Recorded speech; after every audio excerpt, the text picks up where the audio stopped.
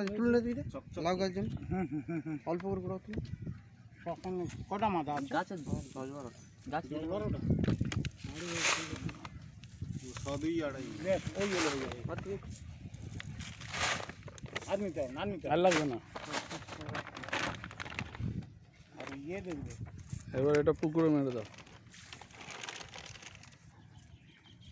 নিচে লাগবো না না নিচে নামতে হবে না, তুমি ছড়িয়ে ছড়িয়ে দাও না হাত দিয়ে। হ্যাঁ উড়ুক না, কি হয়েছে, নষ্ট তো হবে না জিনিসটা। নিচে লাগলে আরো ভালো না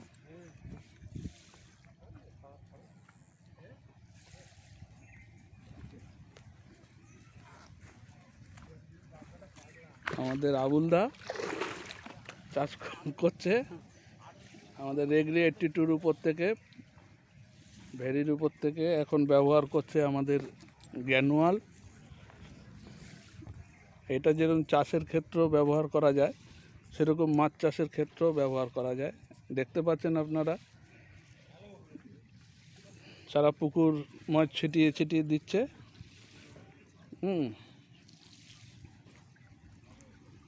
এটা মাটিটাকে যেরকম সুন্দর রাখবে, সেরকম নিচের যদি কোনো গ্যাস ট্যাস থাকে সেই জিনিসগুলোকেও কাটিয়ে দেবে, এবং এটাও মাছের একটা সুন্দর খাদ্য খাবার, জৈব খাদ্য খাবার তৈরি করবে, এবং মাছের গ্রোথ বাড়বে, এবং পুকুরেরও কোনো সমস্যা কিছু থাকবে না।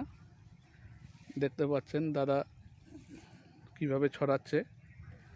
আপনারাও যদি চান, আপনাদেরও ভালো উন্নত মানের মাছ চাষ আপনারাও করতে পারবেন আমাদের এই প্রোডাক্টের উপর থেকে।